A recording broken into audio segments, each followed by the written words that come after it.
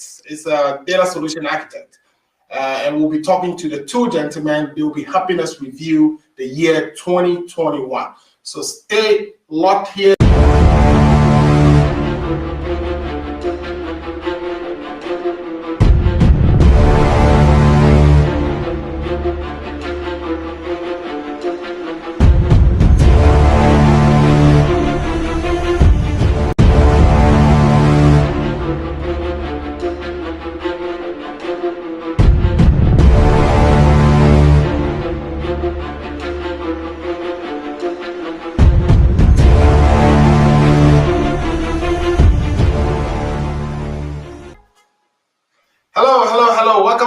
Welcome to the show. And I have two gentlemen with me, like I've introduced earlier, Mr. Jibril Agbasi Hamanu and Mr. Kosi Nutakwa. Mr. Kosi Nutakwa, how are you today? Mr. Jibril, how are you guys doing today?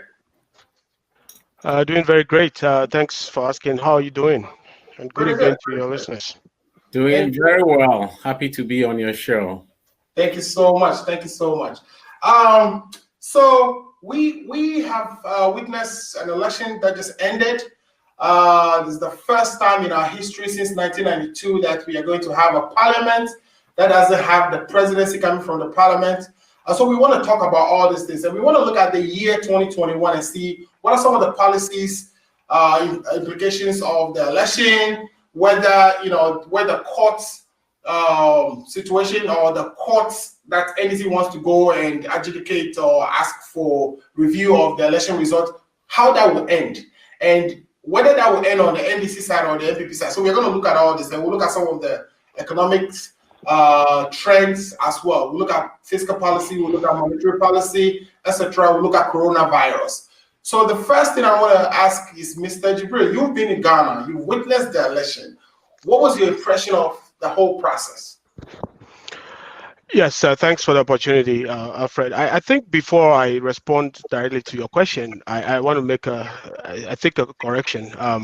I don't believe that this is going to be the first time that a government will be having a minority in parliament, because based on what we know and the results of the just ended election, I feel, and I'm very strongly so, that when the true will of the people is declared, there is going to be a winner, and that winner will have a majority in parliament, very slim majority, by the way.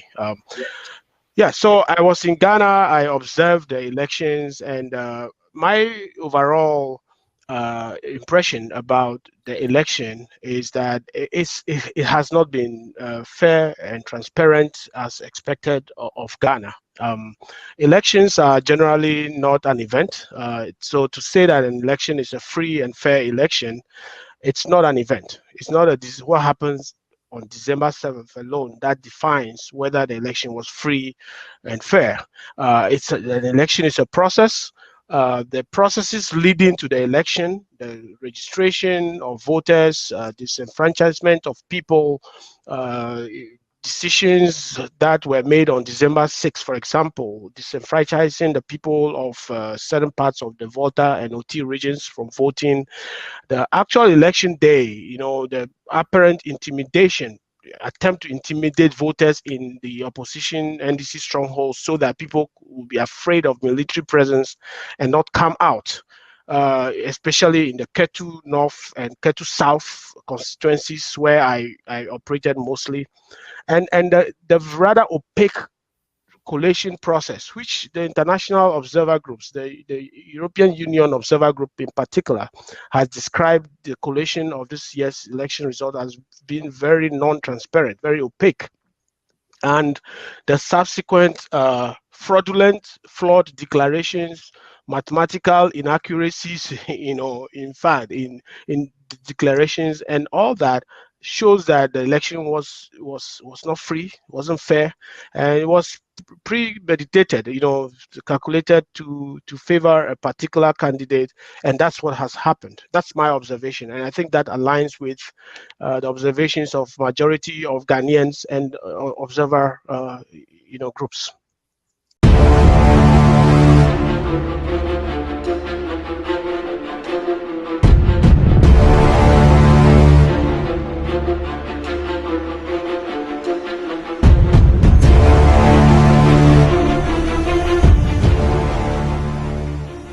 good, Mr. Jibril. But let's ask the same question of you, Mr. Kosi. We stayed in the United States and witnessed the election from here. What is your general characterization of the election as well?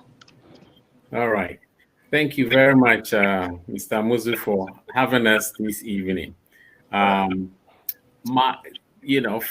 our vantage point, it seems like, from what I heard Mr. Jibril talk about, seemed to be very similar to what we saw. From my vantage point, it wasn't a surprise. Everything that happened, none of it surprised me, because I have followed very closely the elections in the West African sub-region. And, I used to think that what happened in Ghana was the exclusive right, or the exclusive, club, that Francophone countries in West Africa had monopoly upon.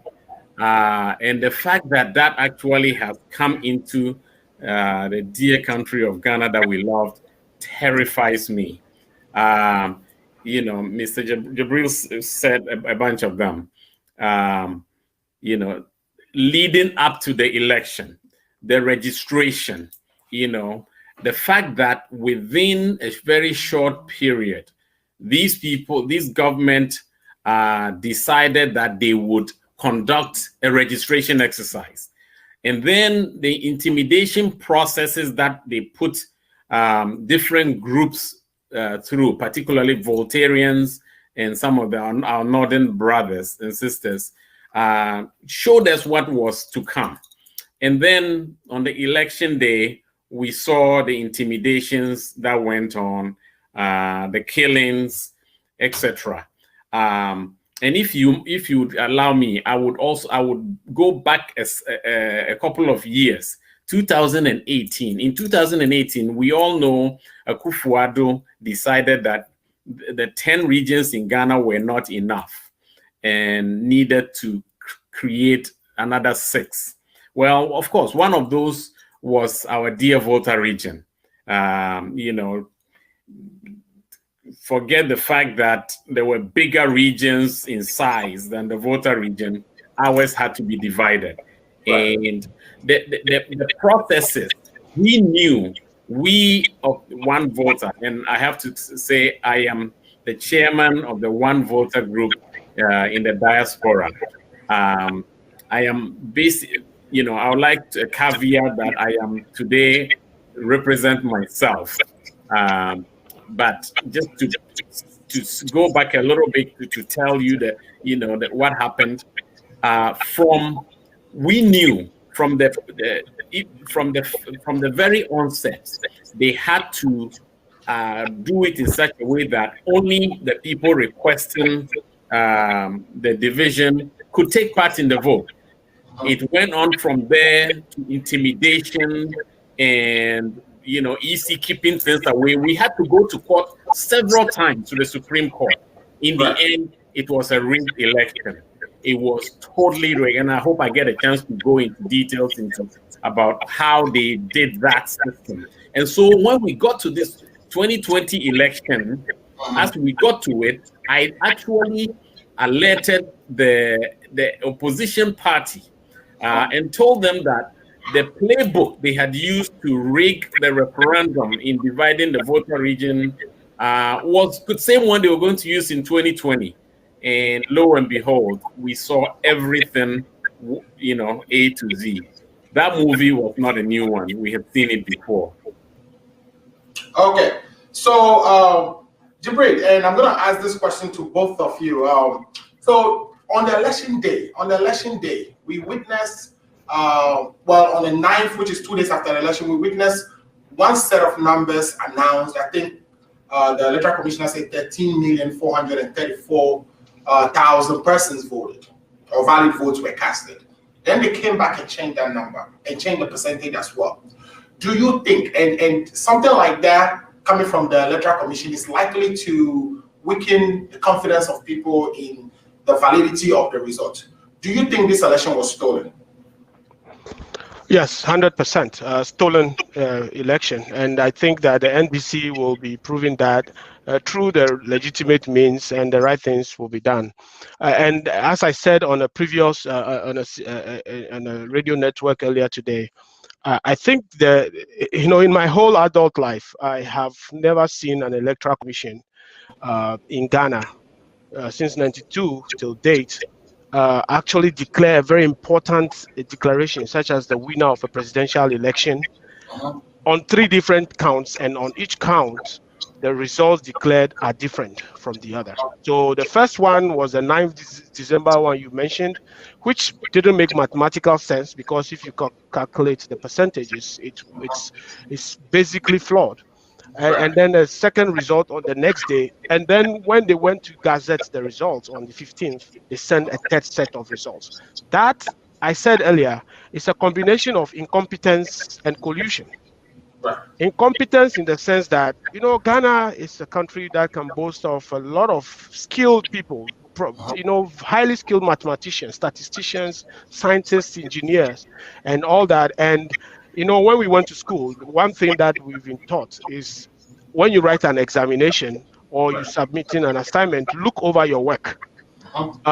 There are so many conspiracy theories that the EC didn't have control over the results they were declaring because there were some infusions, some injections by hackers and all that. So they didn't. But if you were to go by the basic tenets of, look over your work, which is done at school, even at our workplaces and all that as a professional, you would notice that the system that has told you 1 + 1 = 3, because the system told you 1 + 1 = 3, it doesn't mean you should go ahead and do that. So as a professional, whether you're a PhD or a professor, or you have tons of experience wherever, that basically reflects on you as a person. And this really supports our previous calls that the current electoral commission, which we know has been composed to perpetrate a fraud on maintaining Akufo-Addo in power, is incompetent. Right. You recall, after spending 200 or close to $200 million on a system, when they were doing voter registration, every basic data management system has a basic fundamental, unique identification of records. That is a basic requirement of every data management system. And after spending close to $200 million during registration, this system had duplicates. People, in fact, the vice presidential candidate of the NDC had her registration number duplicated with other people. And we've been calling out the EC all the while. They're very incompetent. Either they're incompetent or they are colluding with government to perpetrate fraud on the people, and they have taken it all the way through. Now we are laughing stock among our friends. In fact, I got back to the US, and a few friends of mine, classmates across Africa, who I happen to be classmates with, called me and asked, "Hey, Ghanaians, you don't know how to add 1 + 1?"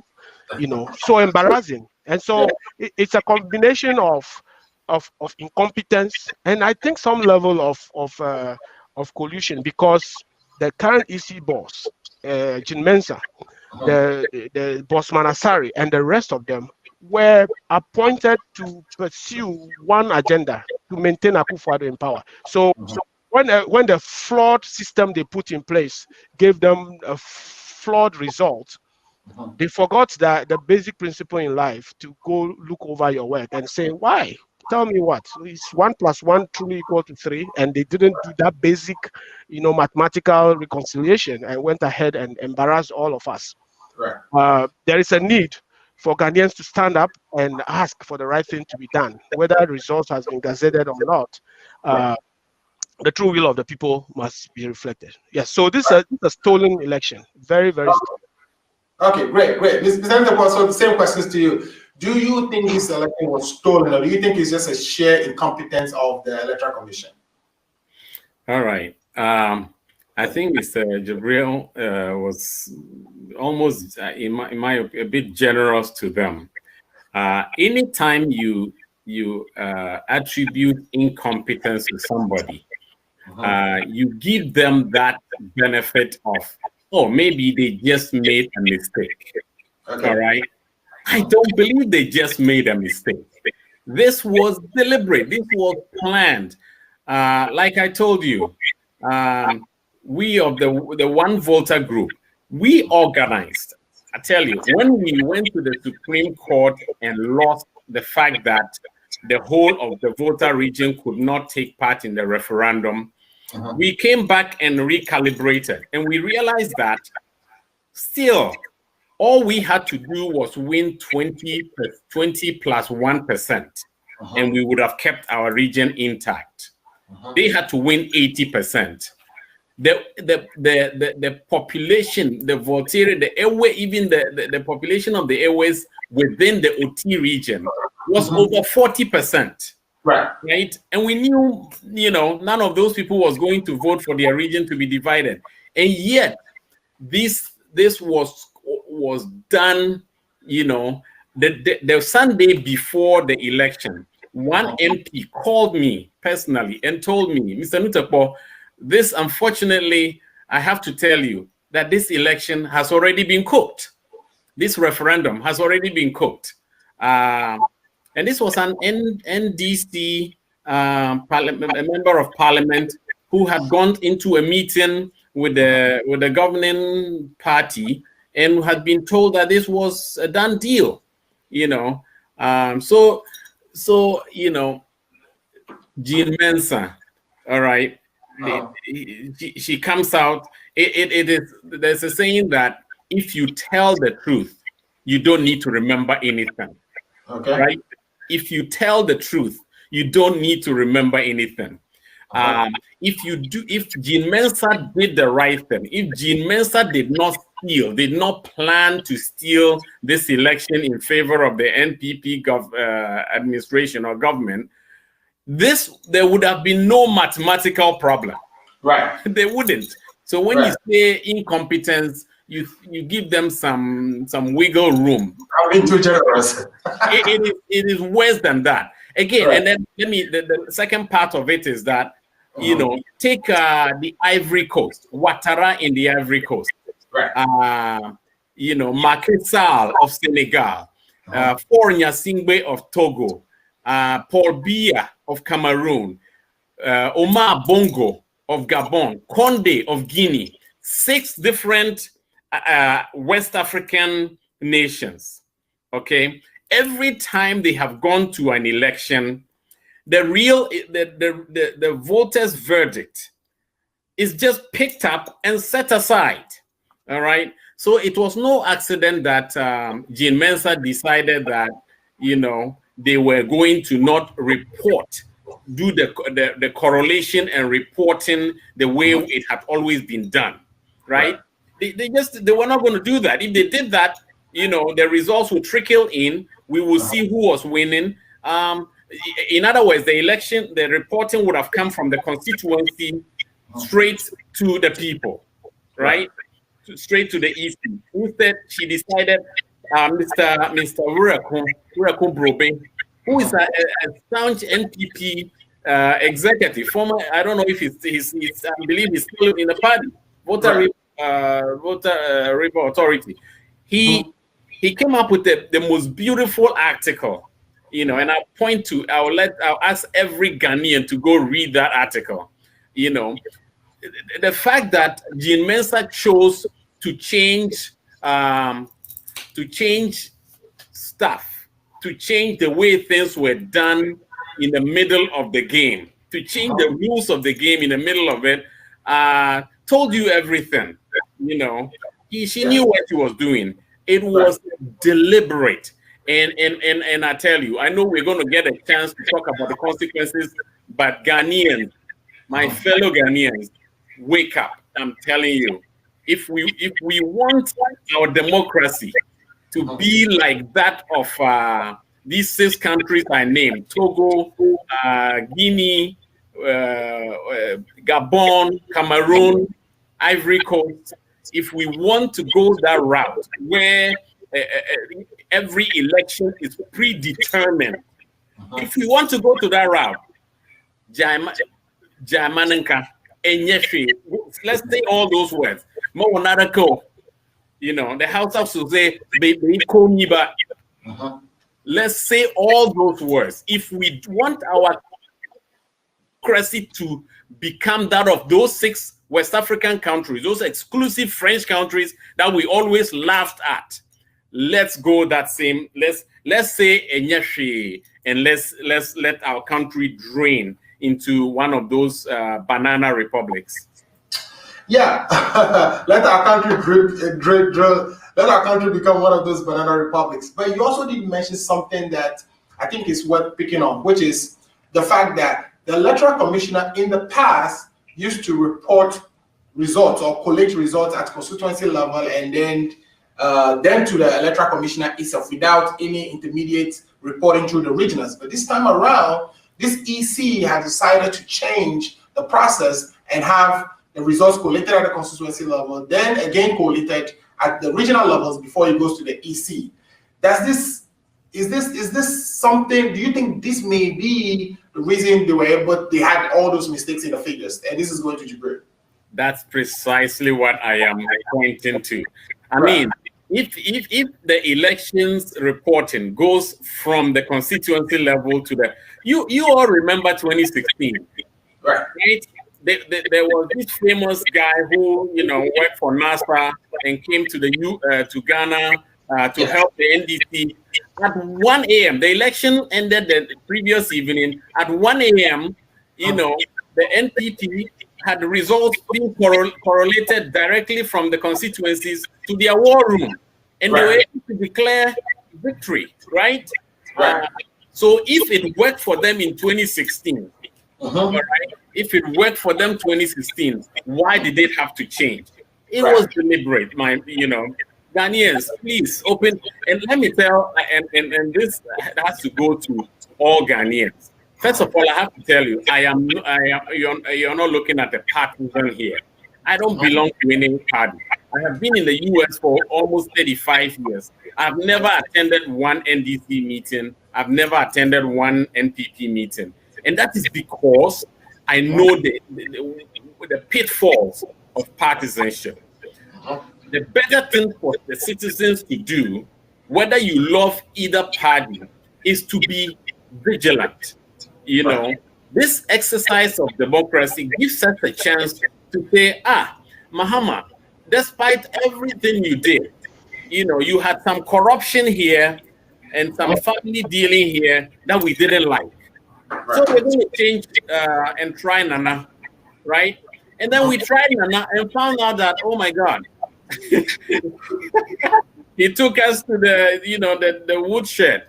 Took us to the with the family, the friends, the finance minister being your cousin, the attorney general being your sister, all of that, Jean Mensa being a friend of your wife, and all of that, it pointed to one thing, that they needed this woman to do a job for them, right? They needed her to do a job for them. But my point to all Ghanaians is that if you are happy, if you are an NPP person and you think Nana has won, it didn't matter how he won, he won, right? Let me tell you, go and sleep. It will be waiting for you. Democracy is the best form of government, as they say, except for all the others. And it doesn't nurture itself. We in the US found out the hard way, right? Fortunately for the US, we still had the free press.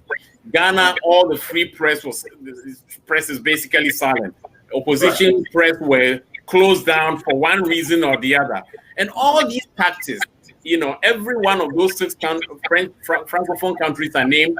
Every one of these tactics is there. Now I understand why our Nana Akufo-Addo is now buddy with Ouattara, with Fonya Singbe, and all these other guys.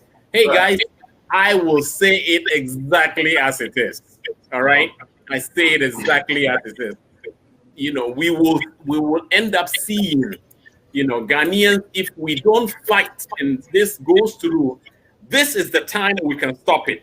We missed this one in the US. It was the same thing.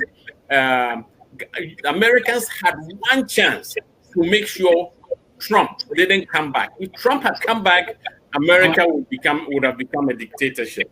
But they succeeded in doing it. Ghana, I hope we are successful. Okay. All right. So the next line of question is for Jibril. And Jibril, people who say Akufo-Addo won fair and square say that he won because of free SHS and the swiftness with which he responded to the pandemic. And some of the freebies they gave, like the water and all those things they gave, was what drove or was the driving force behind his winning. And but when you come to the parliamentary side, that individuals or people were dissatisfied with development in the various constituencies. So I find it difficult to reconcile this. How is it that there's all this development going on and the president is getting rewarded for it, but the parliamentarians were getting punished for the same developments that were not happening in their constituencies? So my question is, do you share the same sentiment? Do you think the perceived winning of the election that was just held by Nana Akufo-Addo was driven by his achievements in the last 4 years? Yeah, so Alfred, if you go on social media right now, one of the trending things just started about 30 minutes ago after the president's speech. He gave a speech not too long ago, is that time for freebies is over. Time for freebies is over. And Ghanaians should brace for a very difficult 2021, very difficult 2021. We'll come back and talk about that. I don't believe that Akufo-Addo even won the election. In spite of the free SHS, which he did not start. The free SHS was started by the Mahama administration. He continued it in a progressive manner, as the NDC wanted to do. In fact, his handling of the pandemic, some of us have criticized him heavily about it. It's been very poor, very bad. I was in Ghana, and the way people's reaction, perception of the pandemic is horrible. People don't wear masks, people don't, social distance, nothing. And so when I got back to the US last Sunday, even though whilst in Ghana I took all the precautions, I had to isolate myself and make sure I take a test before I can come back home. It's been horrible, and we know that he used the pandemic as one conduit to loot Ghana. Get 100 million loan from the IMF and shared among his parliamentary candidates to use to campaign, and they looted Ghana heavily as that. And so he did not win the election. That's the reason why, in spite of all the intimidation, all the disenfranchisement of people, during the registration, making sure that people in the NDC strongholds don't get to register to vote and all that, he still lost the election. And in addition to losing, the EC, which he put in place to help him win the election, had to help him massage the figures, massage the numbers, so that he can appear as the winner. And that is going to come out pretty shortly. He did not win the election. This is so bad, right? Especially the president who's supposed to be on top of the chain, the governance chain. Yep. If he's orchestrating all this is gonna be bad for our country. So I guess my next question is, what is the way forward? What do we do from now on? What is the NDC going to do? What have you heard? So I've heard people say go to court, shut up and go to court and all that, as if all the avenues that the party, the NDC and Ghanaians, not just the NDC, are taking right now, pouring on the streets, expressing their views on social media, on radio, TV, and all that, were mutually exclusive. Where like there are things that cannot be done in addition to going to court. You cannot go to a court with, we have over 33,000 polling stations. And the flag bearer of the NDC has indicated that, yes, he has seen the results of the election. He has won, but he has put together an audit team. I have friends, very good, very professional data scientists, statisticians, and data management experts who are part of that auditing team that I've actually spoken to some of them earlier this morning, who are taking the pain, go through the 33,000 plus polling sheet, pink sheet results to audit and confirm what we already know. so that when we go to court, there will be a watertight case. So that, I believe, is going to be the next step. But that shouldn't preclude Ghanaians from, going on the street and peacefully demonstrating, because it's a right. It's a legal right to peacefully demonstrate. And the government of Ghana must warn the hooligans who dress in police uniforms. I believe they are not necessarily Ghana police or Ghana army personnel. They are hooligans that have been put into uniform by the MPP and the government to be shooting into these harmless, peaceful protesters. It must stop. Ghana deserves better than what we are seeing. That is the way forward. The way forward is that, look, in other countries, Mr. Nutekpo has mentioned Togo, Gabon, and several countries. When there are election disputes, you know what happens? The opposition leaders go on the street. They don't ask for recollation. They just go on the street and say, hey, we have won the election. You see what Alassane Ouattara has done in Cote d'Ivoire? Right. They just go on the street. Right. But what was the outcome of that? Did that lead to... In some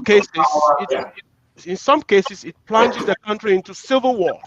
Okay. In some cases, international organizations come and say, let's do power sharing. We've seen power sharing in Kenya, in Zimbabwe, and other places as a result of all that.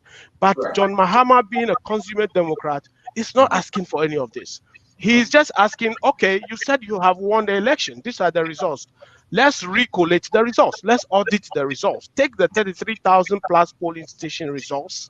Let's get an independent audit firm to take each one, add the numbers, do the real mathematics that the EC is unable to do. And then if he loses, he will concede and walk away. What else can you ask of from a political leader? He has shown the way. He has demonstrated a lot of peacefulness, all over the years, and he still continues to do that. He's calling on the party supporters, please demonstrate, but do it reasonably, do it peacefully. And he's not asking for people to go bend the roads and all that. And the military, the hooligans actually in military uniforms are rather shooting into these peaceful demonstrators. And I think what we need to point out to them is that we have seen countries where military men holding guns ran away from angry people. And, Ghana is a peace-loving country. We have investments in Ghana. Ghana deserves better than what we are seeing from this government and the coalition. Look, what is wrong? I mean, you've conducted an election. Look, let's take Techiman South, for example. You declared that the MPP had won the seat. The NDC is asking, okay, you have declared. Give us the declaration sheet. Right. That shows that the person you have declared the winner is the winner, and you refuse to give that out. That was when the shooting happened, right? Exactly. And 3 people were killed. Okay, so there is a substantive IGP in this country, right? And we have uniformed personnel seen captured on video shooting civilians. And so far, we haven't really got anybody arrested, being processed, nothing. What does this tell you? Does this make you afraid of our future? Do you think 2021 is going to be more brutal than we've seen? Or if Nana Akufo-Addo were to stay for the next 4 years, that we'll witness more brutality than we've seen in the last 4 years? It's going to be worse. So if you haven't heard, one of the people that was shot during this election, I think in Ablekuma or somewhere, was a policeman. Right. So the people who are really shooting, I believe most of them are not real forcemen. They are the Delta forces, the invincible forces that have been co-opted or given fake military uniforms, and they are causing all this mayhem. I worry for Ghana because Akufo-Addo has nothing to lose, assuming if he continues to be president for the next 4 years. He's not going to contest any more election. Look at what he has done the last 4 years. Look at the insecurity in Ghana. Look at how much corruption, stealing, looting the country he has supervised. Look at Ejapa. Look at PDS. Look at Ameri. And he did all that in the face of an impending election that he was going to contest. Now that he wouldn't have an election to contest. Can you imagine what he would do the next 4 years? Right. I am really afraid for Ghana. I keep saying Ghanaians should brace themselves for the darkest years ever in Ghana's history. And a very corrupt, nepotistic, and very, like a dictator president in Akufo-Addo. It's going to be serious, because of things like that. Some of us, I was in Ghana for 2 weeks. You have to be afraid for your lives. You have, times that you cannot sleep in your own house because of the fear that they will send sponsored people to come and attack you. And those are things that were happening in Ghana the last 4 years. Right. So you went to Ghana strictly for the election, correct? Sorry, can you repeat your question, please? You went to Ghana just for the election. Is that what you're saying? Yes. I was in Ghana as part of the elections to contribute to Ghana and my party, the National Democratic Congress. Okay, let me bring in Afokosi real quick. So Afokosi, you see that from the result that the parliament is now divided, right? Where we have 137 on the NDC side and 137 on the NPP side. The NDC believes they have more, that they're challenging some of the constituency results, and that a few more may flip or may go into their favor. Mm-hmm. But if it stands the way it is today, what kind of governance do you expect for the next 4 years? How is this going to be? Who is even selecting the leader of parliament? And how would policies like the industrialization agenda we want to embark on with this 1D1F and all the things that the previous the Akufo-Addo government initiated, how would all these things progress? I'm thinking of things like Ajapa. I'm just imagining, how is this parliament going to work? What do you expect from our government for the next 4 years based on the split in parliament? It will be a nightmare. It will be a nightmare. First of all, my understanding is that it's 137, 136 with one independent person who is going to caucus with the NPP. I think actually it's 137 now with the including the independent guy. No, 137, and one independent. And one independent. Okay. All right. So if it stood there, I understand that one or two that are still outstanding. But if it was at par, I believe they would have the committee chairs, wouldn't they? But either way, let me even be very generous to the NDC. If the NDC ended up with 138 to 137, let me tell you, this man, Michelle Obama said, somebody tells you who they are, believe them, right? Yeah. When we had Trump didn't hide anything from Americans. He told us exactly what he was going to do, and he did every one of them. Akufo-Addo has shown us who he is, right? Akufo-Addo and Donald Trump it's amazing how how close they are. I mean, they both buck norms, right? This is how it was done. This is how I am going to do it. If I commit the crime in public, it cannot be criminal, right? Like Ajapa. Ajapa is a criminal enterprise. But this guy, brazenly, put it up with the help of his cousins and nephews, and was going to, and it still may perpetrate it on our country. But because he did it openly, seems like there was nothing criminal about it. The other thing the two of them have in common is you didn't see what you just saw.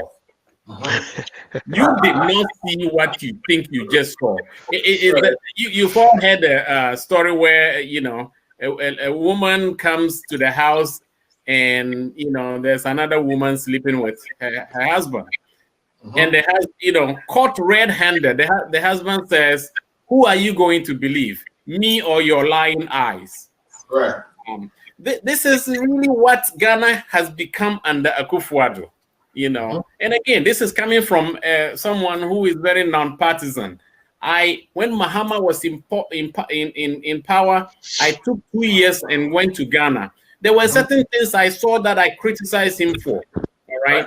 But then this man comes and oh my gosh, it's just on corruption on steroids.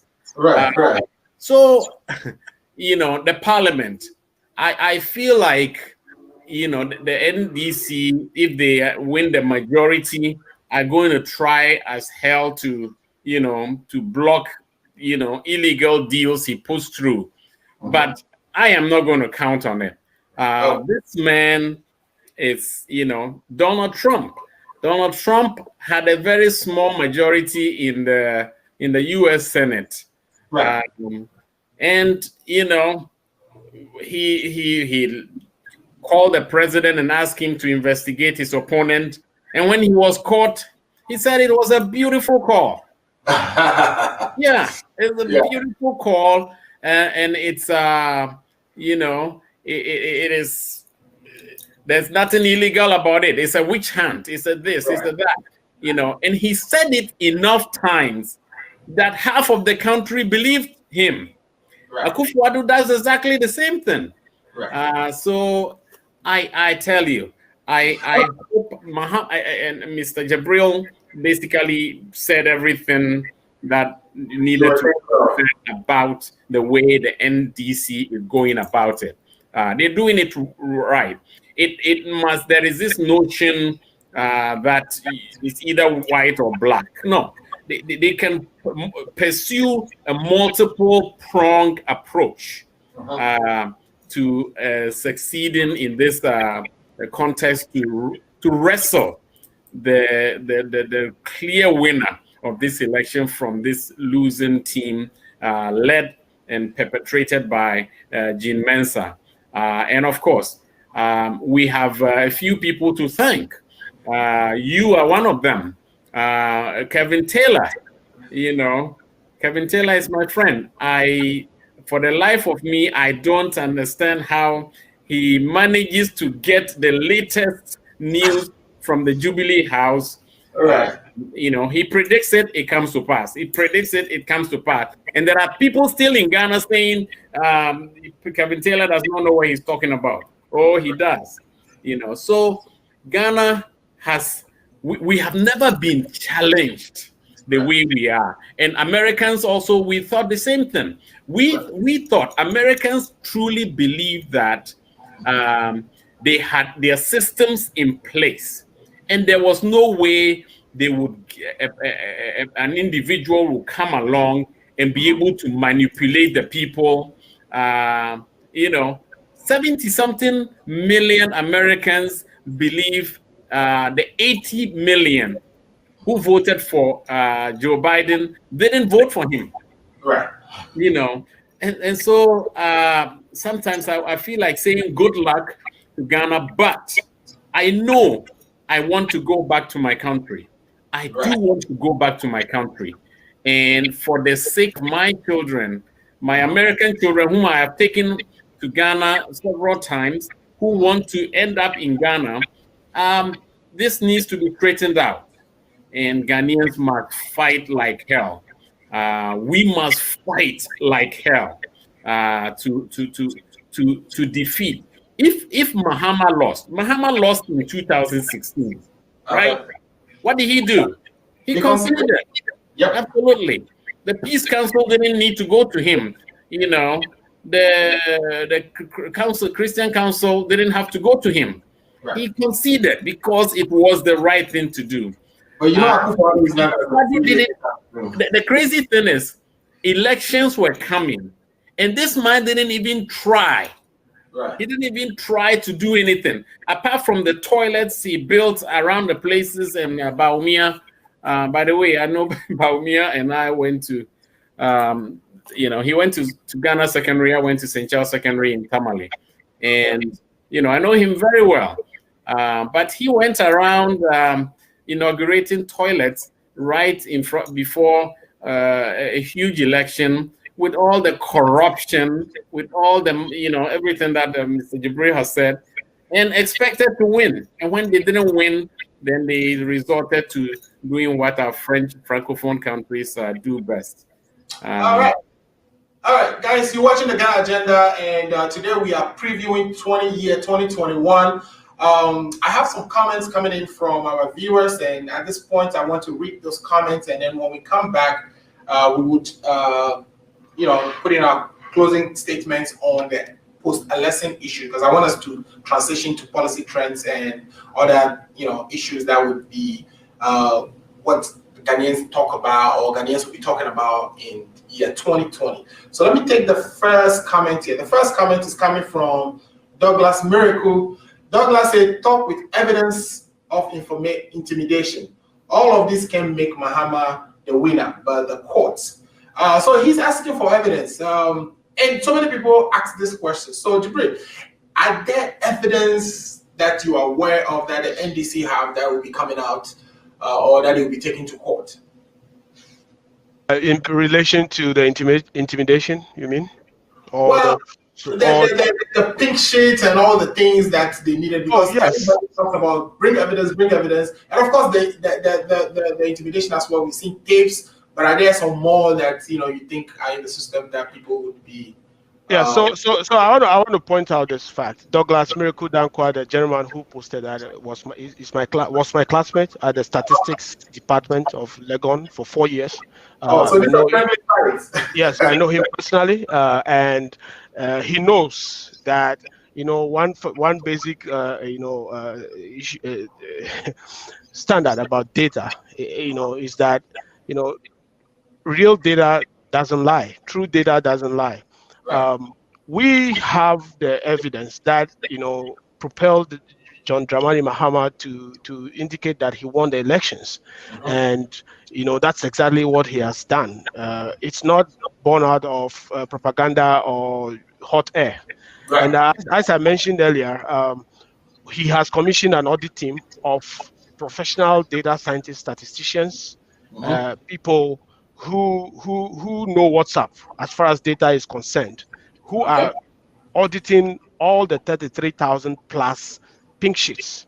We've seen, the party has communicated and provided evidence of padding in Ejisu, Esojaman, and a number of places, overvoting, polling station in Chira with 49 registered voters, reporting over 400 votes and all that. All those things are being audited, and at the right time, the leadership of the party under John Dramani Mahama will take the right action. Regarding intimidation, I was on the ground. Douglas Miracle lives here in Pennsylvania, about 4 hours from where I live. He wasn't in Ghana. I was in Ghana. I was in Ketu North. I was in Aflao most of the time. On December 7th, I have gone round over 100 polling stations and have seen soldiers deployed in the towns. I have seen soldiers on our borders. I have seen soldiers walking in town with guns as if they were in Mogadishu to intimidate the old people from coming out to vote. But in spite of all that, our people turned up to vote. And they have voted overwhelmingly to elect John Dramani Mahama, and the verdict shows that Mahama won. Right. And that verdict is being stolen by the collusion of the MPP and the Electoral Commission. Right. That is the fact. Okay. Okay, good. The next person says is Alice Hayes says, gentlemen, good job. Okay. Thanks for watching, Alice. I have another one here that is from Seth. Sido said the Constitution says the president shall be removed from office if he is found to have acted in willful violation of the oath of allegiance and the presidential oath set out. He took bribe in office. He needs to resign. Mr. What do you think about this? Do you think the president should resign? Among other things, right? Among a long list of things he could, he did that. See no evil, hear no evil. This president, elections were conducted. Before the elections, Mr. Jibril just told us what he saw in some of the polling stations. they sent soldiers allegedly to go control the border so that COVID cases will not come into the country. Let me tell you, Togo, the whole of Togo, the COVID cases in the whole of Togo is outnumbered by the case from Kumasi or Accra alone. So who is going to protect who from who? So why is the border still closed between Ghana and Togo if the cases in Togo are actually less than what we have in Ghana? Because we are closing the whole of Togo, the cases in the whole of Togo is less than the cases in Kumasi alone. Wow. So you go figure who is protecting the other, so we know why he sent, the soldiers there to tamp down, both in the registration period and during the election. I mean, we have had elections upon elections. Can anybody, any of the NPP supporters tell me with a straight face when we have ever had the need to deploy so many military, men on election day? At the election, what does the Constitution say? Are we at war? But we know why he had to do it. Right. We know why he had to do it, and not just deploy them in Techiman. They're shooting, they're firing. Ghana, I have never seen Ghana the way we saw. So there's just so much you could say about Akufo-Addo, and he has really he's taking Ghana to a different level, and those of you who love him, and like I said before, you may think he is on your side and therefore you excuse him, but let me tell you, what goes around comes around. Right. Mr. Akufo, let me ask you. So you are familiar with the sale case, the Central Coffee, the Akpafu, Lulubi, and yes, area that was prevented from actually voting on the parliamentary during the parliamentary portion of the election. Apparently, they were allowed to vote for the presidential.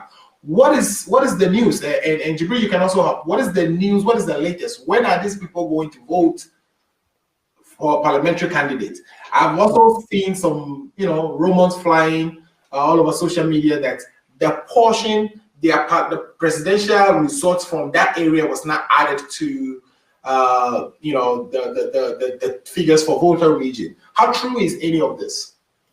I think I will defer to Mr. Jibril, who was in Ghana. I understand the issue. I understand that for Mr. Amawu to win the Hohoe constituency. You remember, we of the One Volta group, this issue came up during the referendum that split the voter region. Right. They wanted the Hohoe to become part of the OT region, or the SAL area, SALL, Central Kofi, Akafu, Lilipe, and I'm losing the last one. But that area, they decided they've always been with the voter region and wanted to be with the voter region. Right. And during actually, after the referendum, they took the case to court. They had a clear case. There was no doubt about the validity of their case. I don't want to go into the details of it; it will take time. But they had and then when it came to the election, they were assured that they would be able to vote in both the parliamentary and presidential election in the Hohoe constituency. Right. And then a day before the election, the story changed and said you could only vote in the presidential, but not in the parliamentary. Okay. Who does that? What country, what banana republic does that? you know, and yet that's where Ghana finds itself. And so they voted, and they have been disenfranchised. What is going to be the remedy? I have no idea. But Mr. Jibril, I'll defer to you for the details as to exactly where that case is headed. So, Jibril, while you answer that, let's look forward, right? What is going to happen? Are they going to be voting in that area for their parliamentary candidate for parliament? And if that is going to happen, when is it going to happen? I think that for in the future, I mean, that's another clear reason why the NDC or even the people of the SAL area should head to court. Because in my non-legal, I'm not a lawyer, but my non-legal understanding of things, that the situation where a certain group of people are not represented in Ghana's legislature or didn't have a say on who becomes the leader of this country is clearly a violation of the law, and I'm sure the case in court, the right things will be done. But here again, let me say this. This is not an accident. It's not a mistake. It's a clear case of gerrymandering or a clear case of, intentionally altering the boundaries of a constituency so that the MPP can make a case and win a seat in an area they cannot win a seat in when things are free and fair. So, in the Volta region, the MPP had two, if I'm not right, I stand to be corrected, two ministers, Peter Amewu, the energy minister, and Kofi Jameshi, who is from Ketu North, my constituency, two ministers who were contesting for parliamentary seats. And these two constituencies were targeted heavily by the MPP in the influx of resources, money, and stuff to make them win these two seats. Right. I believe that as things went on and on and on, and they realized that the Hwaihwai seat was not going to be easy, they took the plan B, which is to alter the borders of the constituency on the eve of the election. Right. The sad thing is that even if the people of Lolobi, Akpafu, and all those places were going to be given a new constituency, that could have been done before the elections. And in my lay view is that if that has not been done, they are not given a new constituency, then their previous original status quo constituency that they belong must hold. Yeah. And the sad thing of it all is that the NDC candidate, I think it's a female, I've forgotten the name, right, hails from one of these four communities that were disenfranchised. So, I can, let me speak with Ketu North as an example. I come from Fenyi. In Ketu North, we have four key zones: Fenyi zone, Joje zone, Afife, and Feta zones. These four blocks form the constituency. Kofi Jameshi comes from the Joje zone, which has a heavy number of voters. Right. Aveji, the current MP who won the election, comes from the Feta zone. That also has a lot of voters. Afife zone has another block of voters, and my zone, Fenyi zone, has a block of voters. Just imagine that after campaigning, politics now is data science. Right. You research on the ground and find out where your weaknesses are, where your strengths are, and focus your campaign on the areas that you can turn out votes to win the election. So just imagine that Kofi Jameshi did the research and found out that his strength is Joje zone. So he did a lot of campaign there, pumped in a lot of research, a lot of work. And then on the eve of December 7th, the EC announced that the people of Joje cannot vote for parliamentary. It's only going to be Fenyi people, Afife people, and Feta people. He would lose. In fact, he lost anyway. But based on the analogy I'm giving, he will lose miserably. That is what happened in Hwaihwai. So the EC colluded again and did alter the boundaries to help Amewu zone. He said he's from Hwaihwai. He has been a DC at Hwaihwai. He has done a lot of work at Hwaihwai, and knowing very well that if the other towns like Lolobi, Akpafu, Santo Kofi, and all those places are taken out, he will win, and that is why he won. And I Right. think the people need to challenge that in court and make sure that the right thing is done. I would suggest that election needs to be rerun, either that or processes are put in place to give the South people a constituency, which cannot be done by Ghana's laws before January 7th, because they Yeah. need to put in a CI that has to mature a whole lot of things before a new constituency can be created. So we are in a fix. It's Mr. Treacherous. Well, this is one thing I call combination of collusion and incompetence.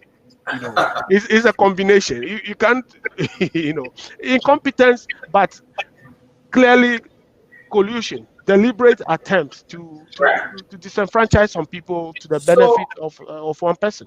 So the people who call it the miracle, the Amawu miracle in Volta region, should probably have a better understanding of what actually occurred before they even call it that. Yes. Amawu, no miracle in that. This is pretty much just gerrymandering. Yeah. There was no miracle. It's pure gerrymandering, and Hwehwe is a stronghold. Of course, every politician has a stronghold, no matter what party you come from. If you see the skirt and blouse that has happened in Ghana, even in Akan areas, in Volta region, in Ketunov, there was a lot of skirt and blouse. If you go to Georgia, where Kofi Jamashi comes from, he got a lot of parliamentary votes, but Mahama got most of the presidential votes. So that's what happened in Hwehwe. Look at the numbers. Mahama won Hwehwe heavily, right? And Amawu won the parliamentary because that is his stronghold. His people stood with him. If they allowed the original boundaries to prevail, or if they communicated the new boundaries early enough, the NDC candidate would have strategize his campaign according to that, and change things. So there was no miracle. In fact, it was a clear case of criminal engineering of boundaries to support his speed. Okay, I know we are getting close on our time, even though we haven't scratched half of the show yet. But let me take a few more messages because people are still sending us messages, and then we will transition very quickly to the next thing. So this one is coming from Setio again. He says it is not going to be 170. It's not going to be 137 for NDC because we are contesting the remaining 5 stolen seats. The NPP.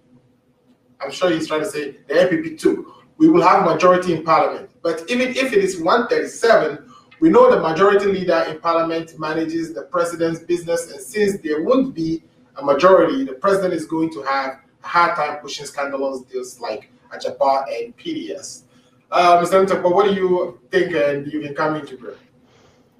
I sure hope I shared his optimism. I am a bit skeptical.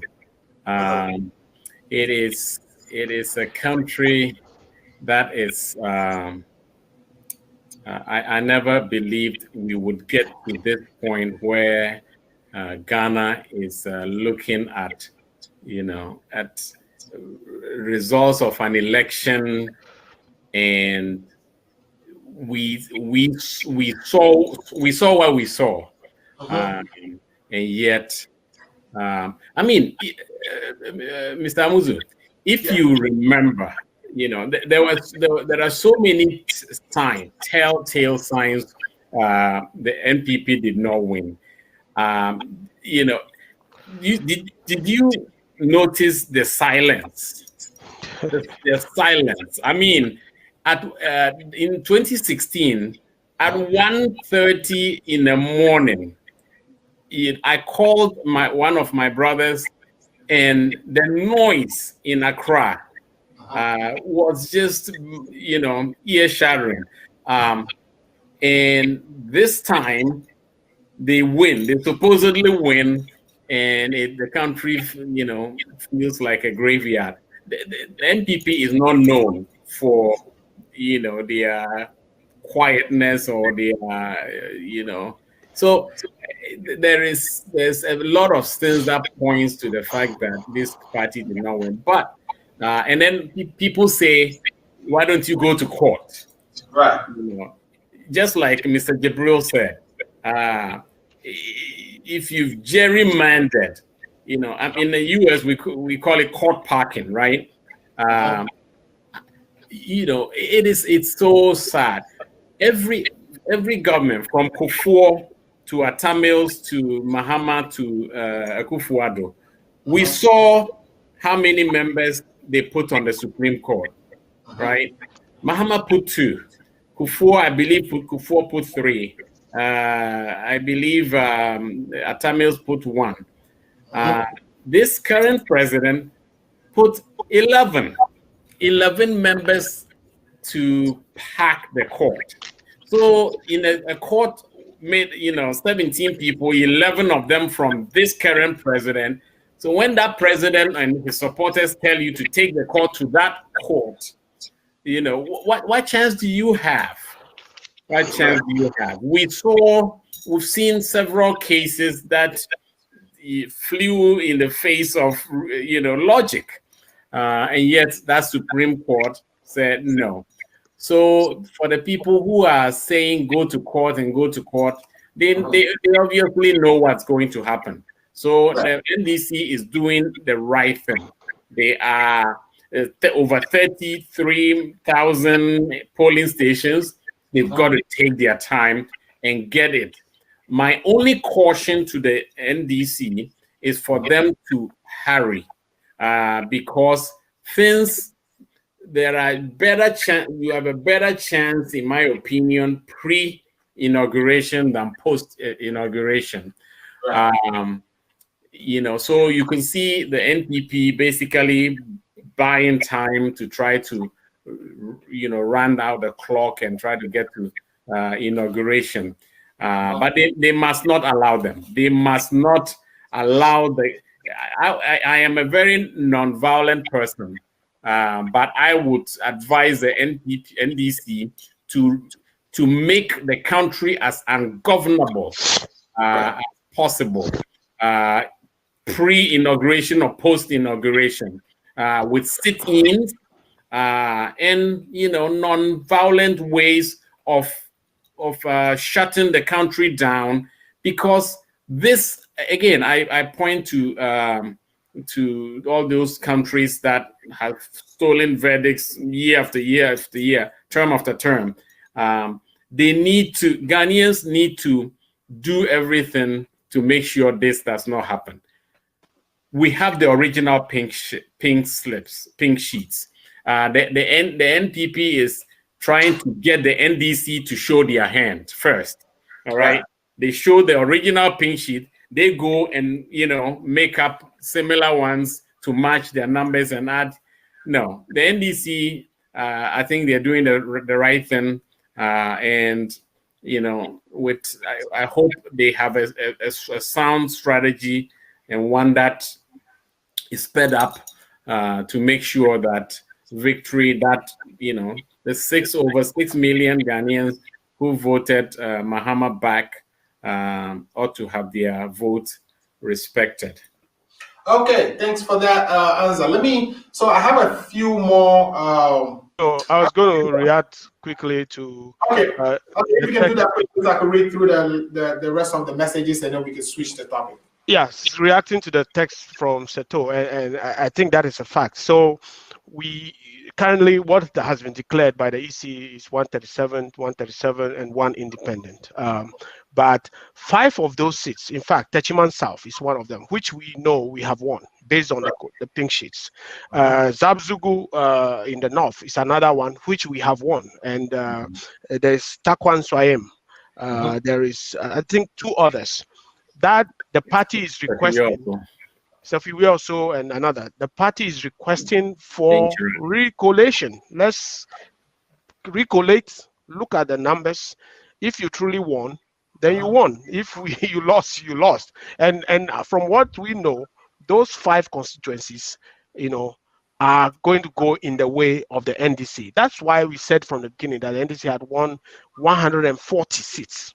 140 seats. So that is going to happen. Regarding going to court and a packed court and all that, the robustness with which the NDC is doing auditing is going to lead to a situation where when the party goes to court, even though this 11 or so judges that were appointed by Akufo-Addo, they will be compelled. no matter who appoints you, even if it's God, excuse me, if it's no matter who appoints you, you cannot see a 1 + 1 that the EC says is equal to 3 and then affirm that. In fact, if that happens, then our country, Ghana, would have been doomed. And so I think that the facts will compel even these appointees of Akufo-Addo to, shudder on the side of professionalism and fact, and not just blind allegiance and do otherwise. So there's a lot of hope. There's a lot of hope that the apex court, when confronted with the evidence, will do the right thing.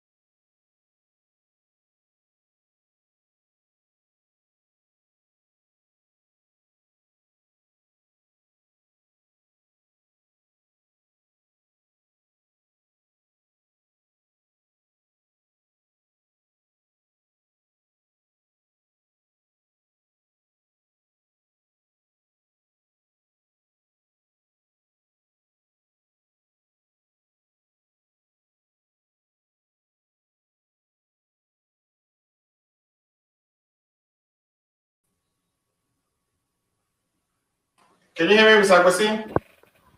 Yes, sorry, I think that, there's a technical hitch.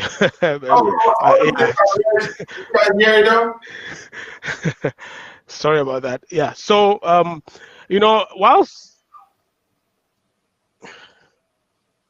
I was offline, I can see one Ibrahim Mohammed, he posted a question online whether Honorable Amewu deserves the win or not.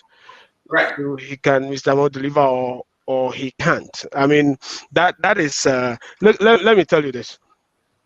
I believe in fair play.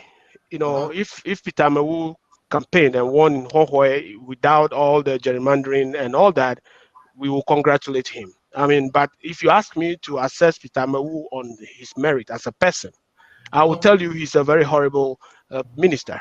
I mean, he's the minister under which PDS occurred. He said PDS was fraudulent. He's the minister under which Ameri deal was attempted, corruption. The president and his cronies. Well, I think that was before he came in. He has supervised a lot. Galamsey, Akufo-Addo says Galamsey should be, his record should be measured on Galamsey. He was the minister for land and forestry. Peter Amewu is, as a person, as a minister, was horrible. I mean, so if I assess him as a person, that's what I'll say. Regarding winning the Hohoe seat, I wish he had contested, a free, fair election in Hohoe and won if he could.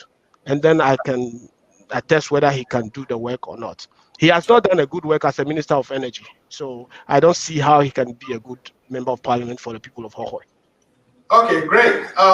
Okay, ladies and gentlemen, thanks for your watching Ghana Agenda, and we've been talking about the year 2021. We've been previewing the year. We first started with the post-election issues, the issues that occurred during this past election, and whether NDC is going to go to court, the constituencies that are still being contested, etc., etc.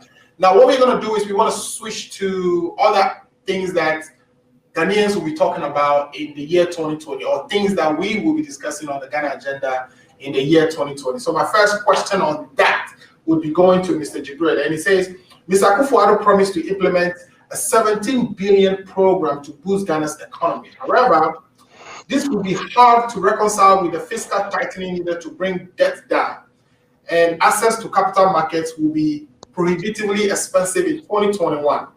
Reduced expenditure will weigh on the pace of recovery, and combined with delayed development of oil fields due to the pandemic, will slow the return to pre-crisis levels of economic activity. How do you think the president's industrialization agenda will fare in 2021?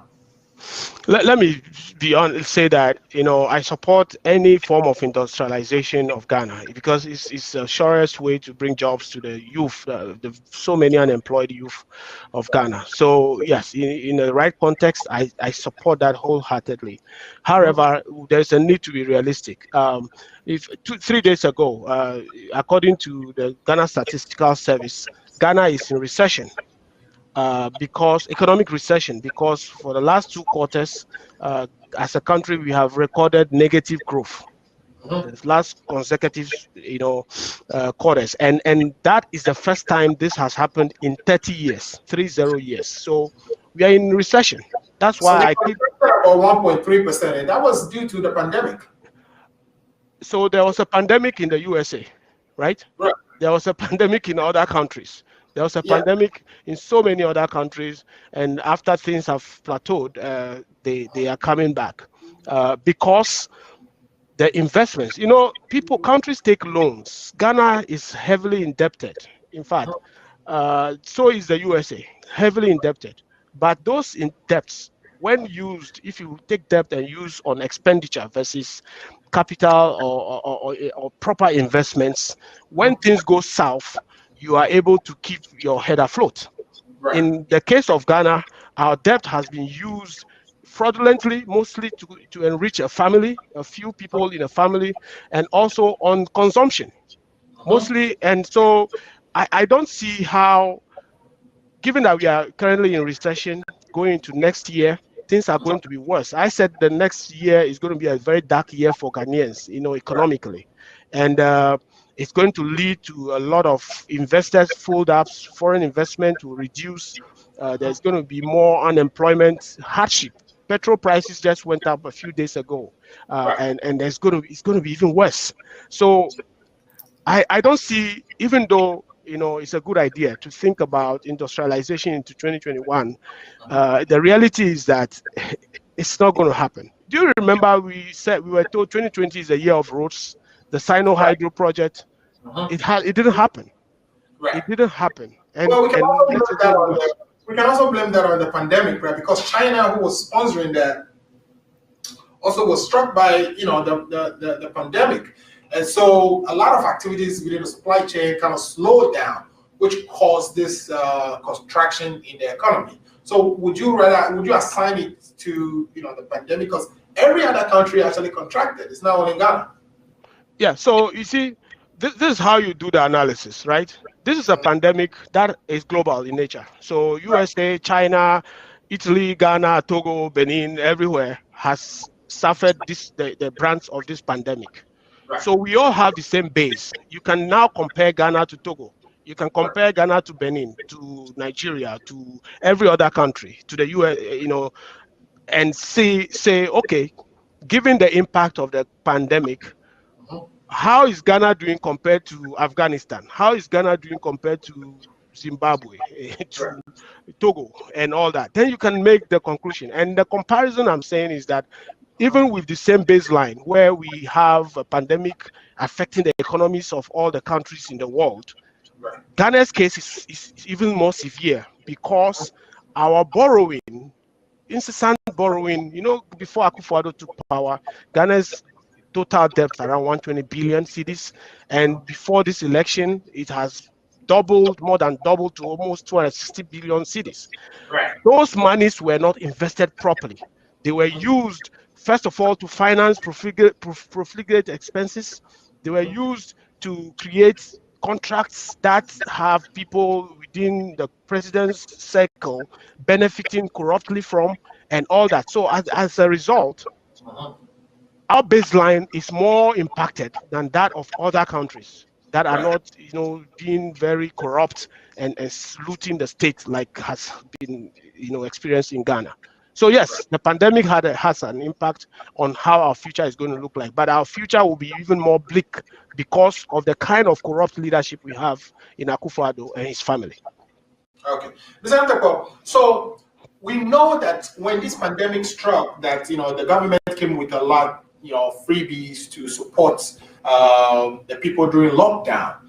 Today, the president came out to say some of these things will be taken away, which means, of course, it will release the expenditure pressure on the government. But, some of the things the government was doing before even the pandemic were like things like, free SHS, paying a lot of interest on our debts. Do you see a situation where, for instance, the president promised the police an increment in salary and just took it away? Do you see a situation where, because the president is no longer running for another term, that he would try to squeeze and now do all this expenditure to support the people again? Because he just took one out today. He also removed, or they took down, the pay increases they were going to give to the police. I tell you, I hope you are not surprised. I hope no Ghanaian is surprised by what's already starting. In 2014, after over almost 30 years in the US, I decided I had had enough of the US and I needed to move back home. Right. I moved back for 2 years. Obviously I ended up coming back. But during those 2 years, Mahama was in power. Right. I lived with my father and mother-in-law. My mother was an NPP woman. My father-in-law was a NDC. And I woke up every morning to Peace FM and all these radio stations, saying all kinds of things, incompetence here, corruption here, all of that. And then I listened to Akufo-Addo, his beautiful English, British accent. Right. And, I against corruption, his promises that how can a country such as Ghana have all of what it has and still going hungry? He will do this, he will do that. I also, like a lot of Ghanaians, were a bit naive, and I did hope that he would, end up changing the scenario in the country. After all, I believe he had lived in the UK, and if for nothing, he's seen the way the Brits and the Western world basically handles infrastructure, using the country's resources for the benefit of all. So I actually was hoping that Akufo-Addo would come to power and change what was on the ground. Right. But I tell you, I watched and I hoped. So you could compare everything Akufo-Addo has promised. Everything Akufo-Addo promised did not pan out. One dam, one village, one dam, one village, one factory. I understand. I know enough economics to understand that the free SHS sucked a lot of the country's resources. I give him that. But if that was it, if he had invested, like Mr. Jibril was saying, so you and I go and get a loan, you go have, the first thing you go do is have a party with your friends. The first thing I go do is buy sand, gravel, and cement. We know the outcome of between you and I, right? So Akufo-Addo's corruption, his incessant obsession with PR, Right. just public. If only you craft the message right. If only you do this, the substance, no substance. And so he I don't understand how Ghanaians hoped that that family and friends government, and Ghanaians, let's be real, let's be realistic, let's put our partisan politics aside. When you come to government, and then you take a government that's about 84 ministers and blow it to 116 with all its attendant benefits and things that have to go into supporting it, you know what the outcome is going to be. Right. So yeah, he promised so much.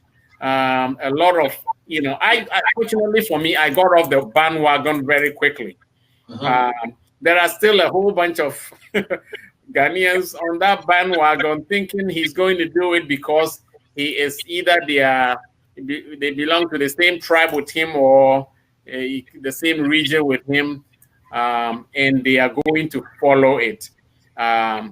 Michelle Obama said it, like I said before. Somebody tells you, shows you who they are, believe them. Somebody tells you who they are, believe them. Believe them. I mean, right. It's out there. Right. So let me ask this one too, right? Because there's something about how we borrow money that always keep us in, paying a lot of huge interest, and we've actually passed a law which is called the Fiscal Responsibility Act. What ended up happening is every year that we spend more than we bring in as revenue, so we have to go borrow money to cover our expenditure. So we pass a law that says the amount of money we are going to borrow should not be more than 5% of our GDP. We call this law the Fiscal Responsibility Act. When coronavirus happened, sometime in August, Ofori-Atta, who is the Minister of Finance, went to Parliament to get this law suspended up to 2024, so they can spend more money to fight coronavirus. As we speak, in 2020, our fiscal deficit, which is the amount of money we spend more than what we brought in, was about 11.8% of our GDP. It's about 11.8% of our GDP. Matter of fact, 11.4% of our GDP. This is expected to go down to 8.9% in 2020. This is a forecast that was released by the Economic Intelligence Unit. But in 2022, it's going to go back up to 5.7, which is above the Fiscal Responsibility Act requirement, and then it will go to 7.2 in 2024 because of the election. Because whenever we do election, we tend to spend a lot of money. Do you think, Mr. Jibril, do you think we would ever go back to pre-FRA days, or we will ever go back to the FRA where we are held to our deficits being 5%?